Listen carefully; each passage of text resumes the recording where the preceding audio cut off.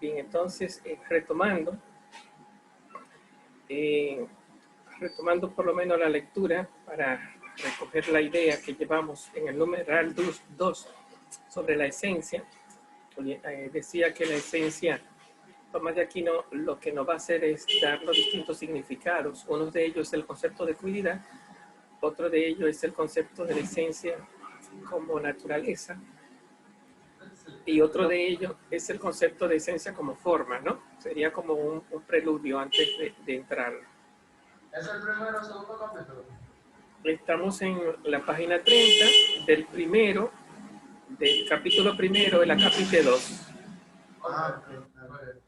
Entonces, y ya que como se ha dicho, el ente según este modo, el del primero, ¿no? Se divide en 10 géneros, no decimos 10 categorías predicables, sino 10 géneros que en Tomás son intenciones lógicas.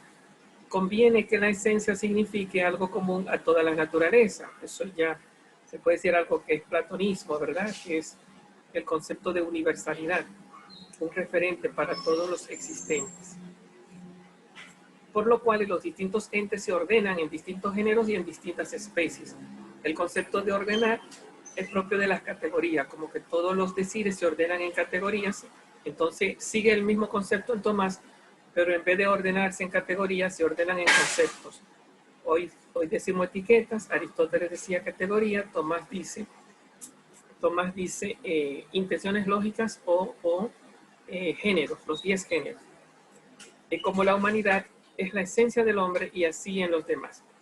Y como aquello por lo que una cosa se constituye en su propio género o especie, es lo que significamos por medio de la definición que indica qué es la cosa, releo eso, y como aquello por lo que una cosa se constituye en su propio género o especie, cuando dice cosa está hablando de los entes de este mundo, y al decir una cosa, el concepto una de frente a cosa, también está hablándome de los individuos, serían, digamos, Pedro, José, Sócrates, cada persona, cada ente. Cada cosa se constituye en su propio género. Eso es interesante porque el concepto de género está en la mente, no está en las cosas. Cada cosa, más bien yo lo traduciría, se ordena en su propio género gracias a la identidad esencial que tiene. Pero bien, respetando la lectura, nos dice, y como por lo que una cosa se constituye, como si a sí misma se autohiciera, en su propio género y especie, y que serían las intenciones lógicas, que sería algo así como, están en nosotros, pero es como ponerla. Eso es una mirada totalmente aristotélica, esa que está haciendo Tomás en este momento, que es mirar los atributos de la mente de género, especie y diferencia, verlo en las cosas, en los entes de este mundo que existen, como si un perro fuera género, especie y diferencia, como si un hombre fuera género, especie y diferencia. No es que no se puede indicar, qué es lo genérico en un perro o en un hombre. Claro que sí. Se puede indicar qué es lo específico. Perdón, profesor, que le dé entrada a Santo Tomás. ¿Cómo es? Que le dé entrada a Santo Tomás. Entrada. Pero aquí no tengo a nadie en la sala de espera. Aquí todos están dentro. Bueno. Habrán entrado por otro vínculo. Habrán entrado a otro. Escriben que seguro entraron a otro vínculo. Y como aquello por lo que una cosa se constituye en su propio género o especie, es lo que significamos por medio de la definición que indica qué es la cosa. Entonces ahí fíjense que ahí, ¿por qué ustedes al leer y yo cuando comencé a leer esto no lo entendíamos? Porque parece simple, pero Tomás ahora fue que entraron los muchachos. Parece simple, pero Tomás está aquí jugando con todos los planos del conocimiento. Cuando nos dice, aquello por lo que una cosa se constituye, al decir una cosa, nos ubicó en el plano de los objetos y de las realidades. Y al decirnos que esas cosas, un perro, una vaca, un hombre, se constituye en su propio género y especie, hay otro problema ahí de comprensión, porque le está atribuyendo los caracteres de los conceptos y de las intenciones lógicas, la está poniendo en el mundo de los entes, de los receptáculos, de los entes de la realidad objetiva. Y eso complica el que uno lo entienda. Claro, porque Tomás no está hablando con Aristóteles, ni está hablando con filósofos que están problematizados con lo que se llama el tema de los universales, que ese es el tema en Tomás de Aquino. Entonces, nosotros estamos leyendo a Tomás, pero sin estar en el contexto de esta discusión. Entonces, el que lo leía en su momento tal vez lo entendía, y creo que también a duras penas. Y como aquello por lo que una cosa se constituye, las realidades, en su propio género y especie, la identidad, es lo que significamos por el nombre de definición, que indica qué es la cosa, porque al decirla, cuando tú dices qué, al definir, tú hablas de género y especie. Si tú dices qué es el hombre, qué es Sócrates, hombre, es la especie. ¿Qué es hombre? Animal racional. Animal es el género, racional es la diferencia específica. Entonces, cuando tú defines, filosóficamente hablando, tú lo que estás haciendo es presentando el género y la diferencia. De ahí que el nombre de esencia, recuerden que aquí sería no el nombre de Sócrates, porque Sócrates es ente, Sócrates no es esencia. Aunque uno busque la identidad de Sócrates, la socraticidad de Sócrates, el ente en tanto que ente, que es el tema de la filosofía primera, la unicidad, qué sé yo, si tú eres Pedro, la pedricidad de Pedro, la unicidad de cada ser, eso no es la esencia. Eso es la entitatividad o la sustancia primera o el ente en tanto que ente que no tiene definición. Pero cuando, y eso sería un nombre propio, un nombre propio. Sócrates es un nombre propio. Las esencias no son nombres propios. Las 10 categorías en las cuales se ordenan todos los entes de este mundo, los 10 géneros en los cuales se ordenan todos los entes de este mundo, no son nombres propios, son nombres comunes, no son categorías aristotélicas, no son predicables ni predicamentos. El término más correcto, si decimos no son categorías, sería no son predicamentos, los 10 predicamentos, ¿verdad? Tú no puedes decir que no puede decir que cuando tú estás mencionando el nombre propio de un ente, tú estás sumergido en una noción conceptual. Eso es mentira. ¿Por qué? Porque no lo puede contener con un nombre. Por eso Tomás dice que es una expresión nominal, se queda al nivel del nombre, nominalismo, ¿verdad? Del que va a hacer una recuperación Guillermo de Ockham, abandonando lo que se llama el conceptualismo. Tomás y Aristóteles, para explicar, se ubican en el nivel, para explicar con esencia, con verdad, con claridad de pensamiento, se ubican en el nivel de las esencias. Y esto es lo que nos está diciendo aquí Tomás.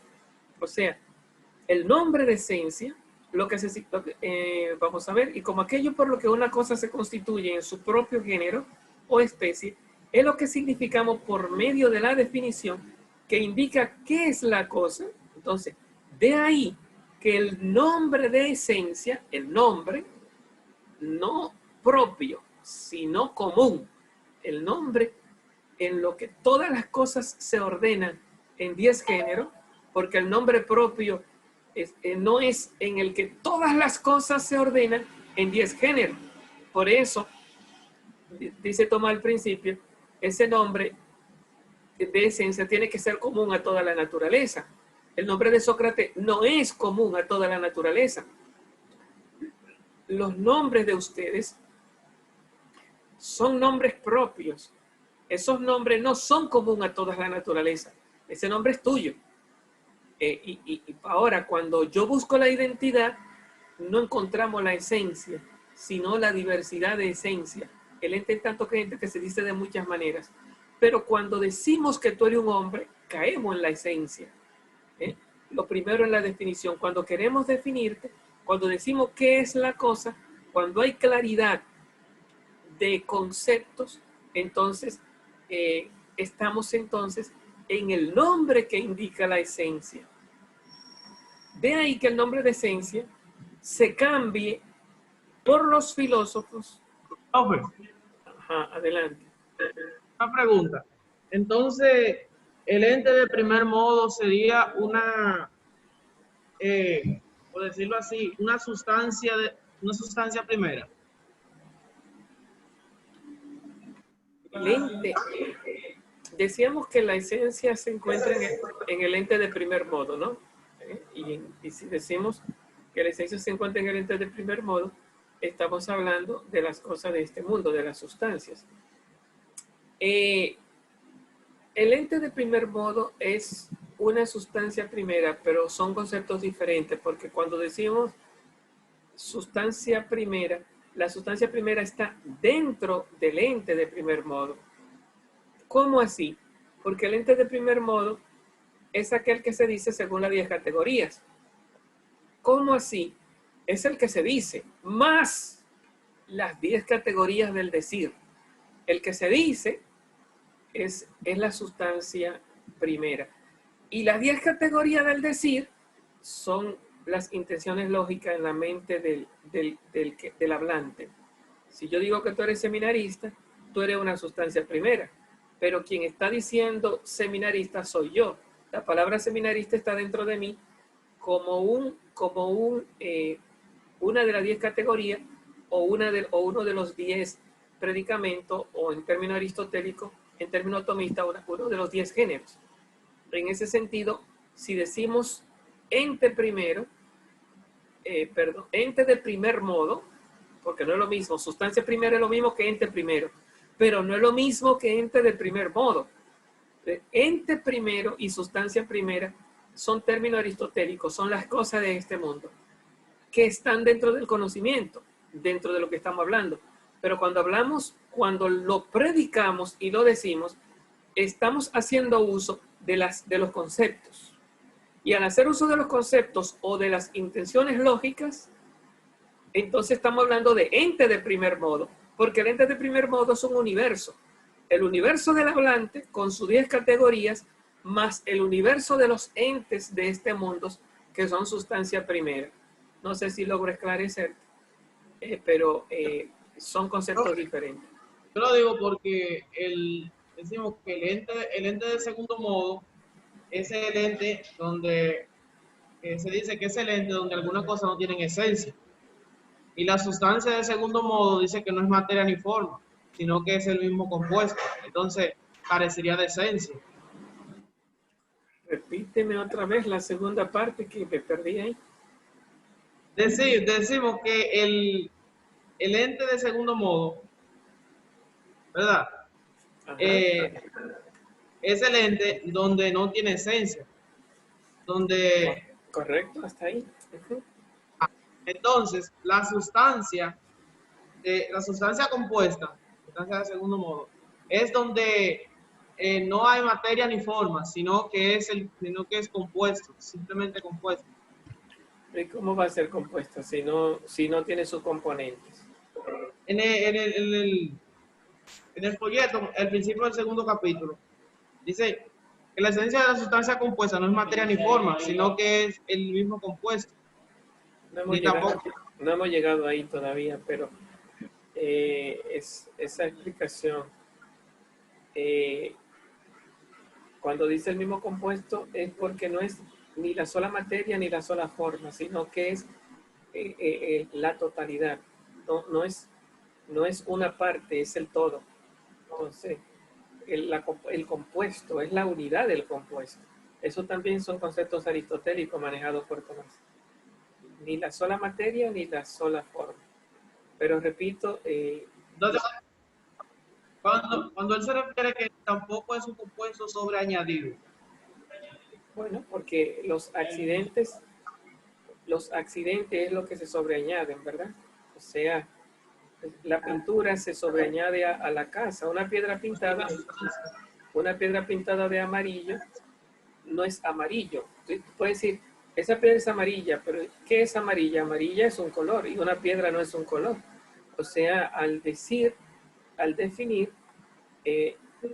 si tú defines, estás definiendo normalmente algo sobreañadido si te queda en el accidente. Ahora, la esencia no es algo sobreañadido. La esencia es el mismo compuesto. No es un accidente, no es algo superficial. Es la identidad misma del ente, la identidad misma de la cosa.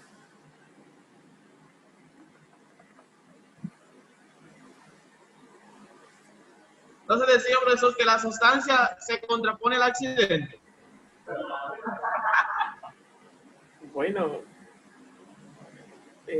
categóricamente es cuando uno aprende el concepto sustancia, accidente es lo contrario son términos que van juntos porque sustancia es lo que existe de forma independiente y accidente es lo que existe en otro.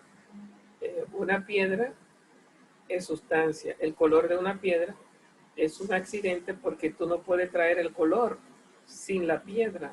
Es un accidente porque existe en una sustancia. La definición de sustancia es algo así, de alguna forma, dicho de forma estropeada, la sustancia es lo que está por debajo de los accidentes y los accidentes es lo que está por encima de la sustancia, dicho de manera estropeada. Por eso la palabra sustancia se llama sustancia, lo que está por debajo, por debajo de los accidentes. Y accidente se define como ser en otros. Si no hay una sustancia, no hay accidente. En otras palabras, son términos que vienen juntos. La sustancia depende de los accidentes para estar por debajo y el accidente depende de la sustancia para estar modificando una sustancia. Me suena más metafísica, pero bueno, tiene que ver un poco con nuestra clase, por lo menos en la primera parte. ¿Qué más? Magister, Escucho. una sustancia, digo, una esencia simple puede estar compuesta por materia y Si hablamos de sustancias simples, estamos hablando de sustancias inmateriales. Si decimos inmateriales, estamos hablando de ángeles, demonios, Dios, espíritus, alma humana. Entonces, cuando decimos simple, lo que estamos diciendo es inmateriales, que no están compuestos de materia. Y tu pregunta, ¿puede estar compuesta? Creo que es la pregunta. Sí, fuera de Dios, que es el único que es existencia pura, simple, sin composición, fuera de Dios, todo lo otro es creado, diría Tomás. Y en tanto que, claro, ya salimos de Aristóteles, ¿no? Y en tanto que creado, además de la esencia que Dios pensó, está la existencia que Dios le puso, que es sacarlo de la nada al ser. Entonces, todos los seres, ángeles, demonios, alma humana, todos los seres simples están compuestos no de materia, sino de esencia y de existencia, de esencia simple, de esencia inmaterial, más la existencia. No es una composición material, es una composición espiritual, que por eso Agustín de Hipona en algún momento le llama materias espirituales. Pero para diferenciarla de la sustancia increada. Pero propiamente hablando, toda la historia de la filosofía nos ha conservado la palabra materia para aquello que ocupa espacio. Las almas, los ángeles, los demonios no ocupan espacio. son inmateriales. Por eso, porque no son encontrables sustantivamente en el mundo tridimensional de los cuerpos en que nos movemos, de los cuerpos sensibles. Podrán estar en el espacio, pero sin ocuparlos. Y en ese sentido, son inmateriales. No se pueden dividir, como yo rompo una piedra o una silla o una pizza, en elementos más pequeños. ¿Por qué? Porque no tienen parte fuera de parte. No tienen lo que se llama este, oeste, norte y sur. Como son sustancias que se escapan del mundo de los compuestos materiales, si hay composición, y claro que la hay, estamos hablando de una composición inmaterial, que se le llama, repito, esencia y existencia. Nosotros, los seres materiales, además de la esencia y de la existencia, estamos compuestos de materia y forma. Materia y forma, además de esencia y existencia. ¿Qué más? Efectivamente, doctor. Gracias.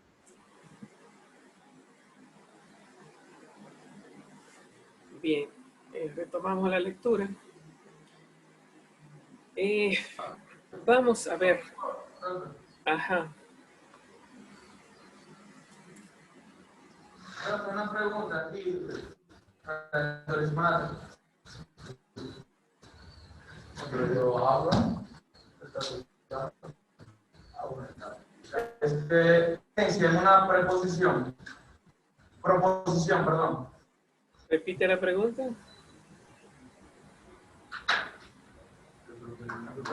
El micrófono creo. Esencia en una proposición. Si existe esencia. Por eso. Si existe esencia en una proposición. Bueno, entonces, cuando hablamos de proposición, una cosa son las proposiciones gramaticales, ¿verdad? Cuando uno habla de oración simple y oración compuesta, la oración compuesta está, valga la redundancia, compuesta de proposiciones, ¿no? Si son oraciones coordinadas, son proposiciones. Antes, en la gramática tradicional, se le llamaban oraciones simples. Ahora se le llaman proposiciones. Y las oraciones compuestas, subordinadas, que tienen lo que se llama no se dice ahora de que oración subordinante y oración subordinada, que era lo que se decía antes. Tal vez ustedes no han oído eso. Ustedes lo que han oído es proposición subordinada y proposición subordinante. Así, por ejemplo, yo podría decir que el caballo de Superman, qué sé yo, que se cayó ayer, el que se cayó ayer sería una proposición subordinada, y el caballo de Superman sería la proposición subordinante. El caballo de Superman, ¿cuál caballo? El caballo que se cayó ayer. Entonces, eso me dice que es como si yo dijera el caballo blanco de Superman, recordando aquello del caballo blanco de Napoleón. El blanco en este sería el que se cayó ayer. Si ustedes se dan cuenta, blanco es un adjetivo. Que se cayó ayer es una proposición adjetiva.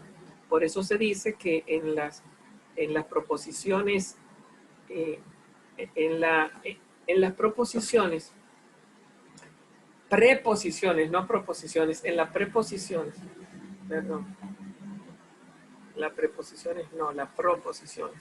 Las proposiciones gramaticales, subordinadas y subordinantes, pueden ser de tres modos, que son las adjetivas, ¿cómo se llaman estas? Las que acompañan al verbo, que se le llaman adverbiales, y ¿cuál es la otra? Adjetivas, adverbiales, y creo que son nominales. Puedo estar fallando ahí. Entonces me falta un poco de precisión. Pero bien, si tú me haces la pregunta en filosofía, que dónde estamos, la palabra proposición, salimos entonces de la gramática. No estamos hablando de oraciones, sino que estamos hablando de lógica, o estamos hablando de teoría del conocimiento.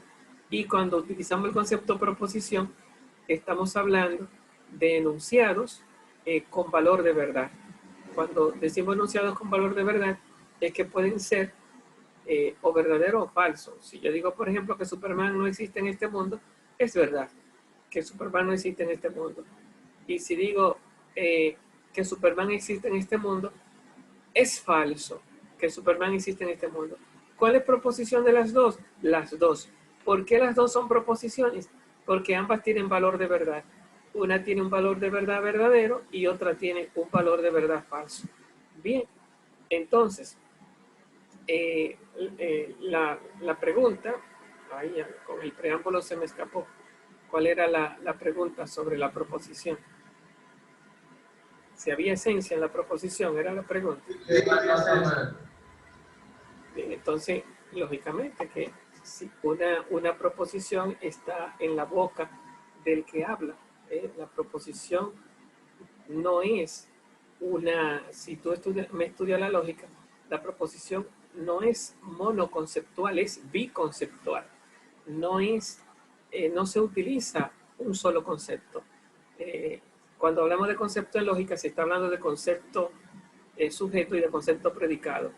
Dice, por ejemplo, profesor Martín es un profesor, ahí es una proposición que se divide en conceptos. ¿Cuál es la proposición? El valor de verdad de que el profesor Martín, de que Martín es un profesor. Si hay correspondencia con los hechos, hay verdad, y si no hay correspondencia con los hechos, es una proposición falsa. Entonces, hay esencia en la proposición, pero claro que tiene que haber esencia en la proposición. Si tú niegas la esencia en la proposición, inmediatamente caemos en lo que se llama una no proposición. Tiene que haber esencia tiene que haber dos esencias con la misma identidad. La esencia en la mente del hablante y la esencia en el mundo, en el espacio de los objetos. Si digo, por ejemplo, que tú eres un seminarista, está en mi mente, que lo puedo decir, la esencia tuya, ya no como seminaristeidad, porque la palabra seminarista no es una esencia primera, sería una esencia segunda, no hemos llegado ahí todavía, pero yo no puedo hablar proposicionalmente si no es conteniendo la esencia en el lenguaje, por eso es categoría, en la mente, por eso es género, y en la realidad, por eso es esencia, es concepto, es realidad en el mundo de las cosas. Pero sí, necesariamente las proposiciones tienen esencia. Tú podrías preguntar, ¿y en el caso de los entes de segundo modo, en que usted dijo que no le corresponde nada en la realidad y que por lo tanto no hay ni esencia ni existencia?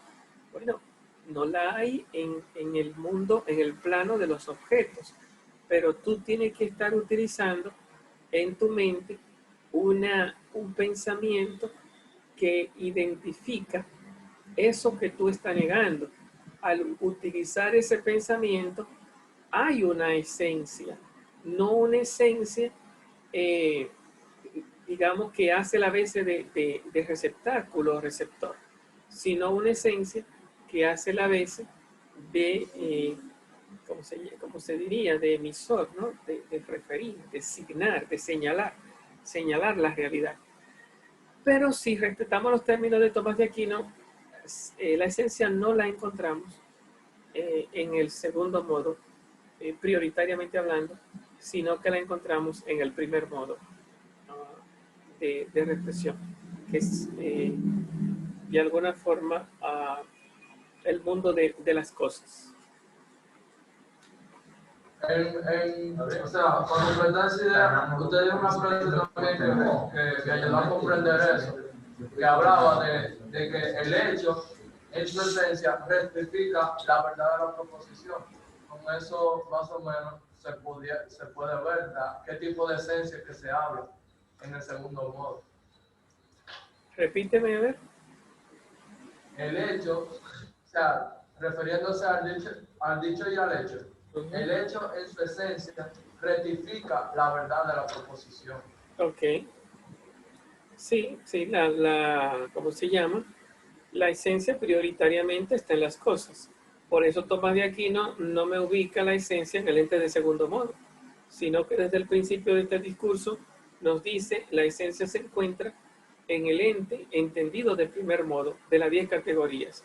Aunque las 10 categorías no son la esencia propiamente hablando, sino que son las intenciones lógicas, el ente que la soporta o el receptáculo que la recibe en el mundo del espacio compartido es el que realmente recibe el nombre de esencia. Y recuerden que la esencia no es el ente en tanto que ente, sino que es la identidad de ese ente. No es el nombre propio de ese ente, es el nombre común. O los nombres comunes, si vemos la esencia como 10 categorías, las esencias, porque cada categoría es una esencia, cada género es una esencia. En ese sentido, en el mundo de los objetos, todos los objetos tienen 10 esencias, de la cual solo tienen una esencia, una que es la identidad primera, que es lo que realmente la esencia de la que estamos hablando aquí. Si aceptamos las 10, estamos entonces hablando más que de la esencia del ente, que se dice de muchas maneras o en muchas esencias, propiamente hablando. Bien, tiene que haber un receptáculo que sea esencia y que tenga además otras esencias del decir. Bueno, estamos a ley de 2 minutos. Dice el texto que como aquello por lo que una cosa se constituye en su propio género o especie, es lo que significamos por medio de la definición que indica qué es la cosa. De ahí que el nombre de la esencia se cambia por los filósofos por el nombre de cuididad. La palabra cuididad viene de la palabrita ¿qué? ¿Qué es eso? Tu pregunta.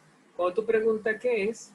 Tú no estás buscando respuestas sensibles, estás buscando respuestas inteligibles.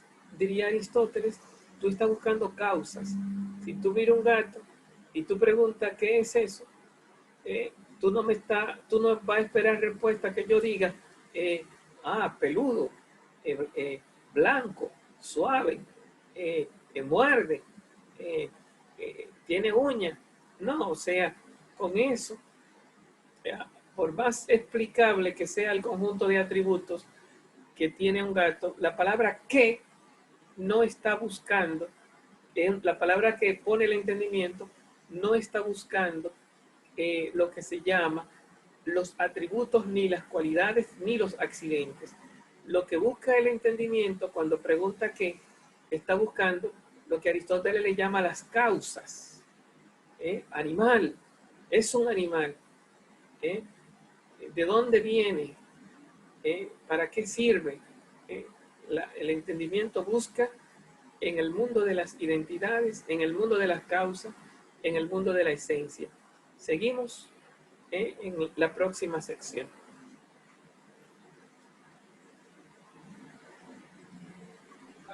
X